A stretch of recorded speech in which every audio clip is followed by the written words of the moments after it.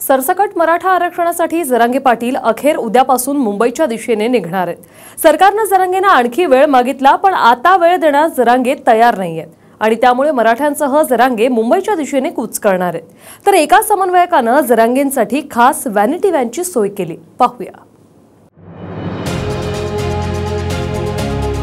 जरांगे पाटील अखेर अंतरवाली सराटीहून मुंबईच्या दिशेने निघणार आहेत। ज्यांच्या नोंदी मिळाल्या त्यांना ही जात प्रमाणपत्र दिलं नाही, आता ऐकणार नाही असा पवित्रा जरांगे पाटलांनी घेतलाय।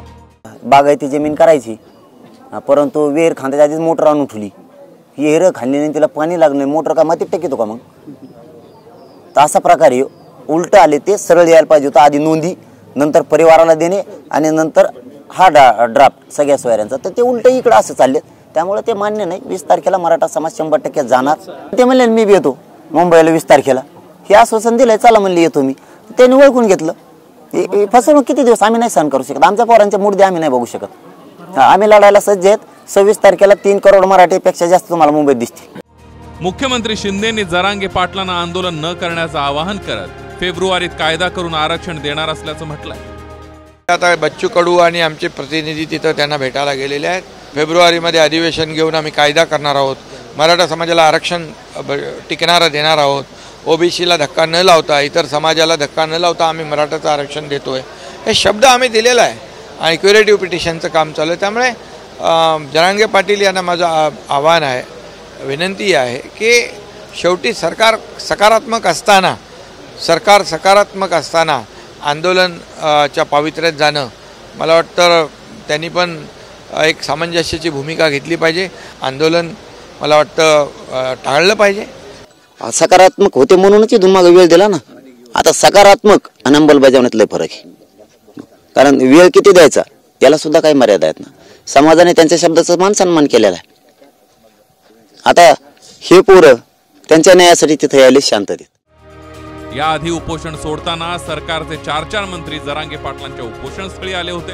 मग आता हे 4 मंत्री कुठे गेलेत? मराठ्यांची फसवणूक करण्यासाठी आले होते का, अशी टीका जरांगे पाटलांनी केली। खरी मरमर ही उपोषण सोडायला आलेले ते 6-7 मंत्री कुठे आहेत? ते कुठे आहेत? त्यांची जबाबदारी फसवायला आलते का मराठ्याला? मग नुसते ते जे 5-7 जण आले होते ते मराठ्यांना फसवायला आलते का? हे जे येत आहेत यांना वाटतं कुठंतरी मार्ग निघावा म्हणून येत आहेत। यांना आमचा दोषच नाहीये, यांना दोष देण्याच काय कारण आहे? हे मध्ये मरमर करतायत, चला ह्या शब्दाने हे होईल, त्या शब्दाने ते होईल, त्यांनी हे होईल, हे मरमर करतायत। खरे ते कुठे गेले उपोषण सोडणारे 6-7 जण? तुम्हालाच वाटतंय राज्यातलं वातावरण चांगलं नाही राहिलं पाहिजे? ते येणाऱ्या मंत्र्यांना 62% आरक्षण मिळालेलं आहे।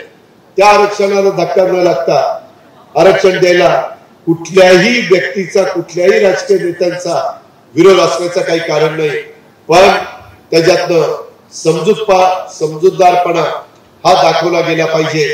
ही गोष्ट मात्र सगळ्यांनी लक्षात ठेवली पाहिजे। जरांगे पाटील आणि मराठ्यांनी मुंबईकडे निघण्याची तयारी पूर्ण केली आहे। त्यासाठी जरांगे पाटलांसाठी खास व्हॅनिटी व्हॅनची ही व्यवस्था करण्यात आली आहे। सोफा, बाथरूम, टीव्ही आणि चार्जिंगची सोय या व्हॅनिटी व्हॅन मध्ये करण्यात आली आहे। मनोज जरांगे पाटलांची प्रकृती अचानक बिघडते, त्यांना आराम मिळावा यासाठी अशा पद्धतीची जी व्हॅनिटी व्हॅन आहे ती त्यांच्या दिमतीला आणलेली आहे। आणि नेमकं या व्हॅनची खासियत काय, या व्हॅनमध्ये विशेष काय, हे दाखवण्याचा मी प्रयत्न करतोय। जर पाहिलं तर हा जो टप्पा आहे त्यांचा प्रचंड मोठा आहे आणि सुरुवात इथून करतो। हा फ्रीज आहे, जेणेकरून एखाद्या वेळेस थंड पाणी असेल, आणि वर जो आहे अन्न गरम करण्यासाठी ह्या सुविधा ज्या आहेत त्या ठिकाणी ठेवण्यात आलेल्या। आणि या ठिकाणी हा सोफा सेट लावलेला आहे। बाजूला हा एसी आहे, 2 खिडक्या आहेत आणि अशा पद्धतीनं एक अनोखी व्यवस्था जरांगे पाटलांच्या दिमतीला करण्यात आलेली आहे। संजय सरोदे, TV9 मराठी, अंतरवाली सराटी, जालना।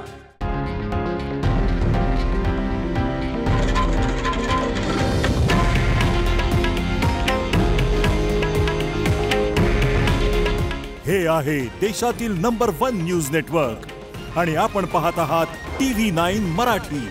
काळजी तुमची, हित महाराष्ट्राचं।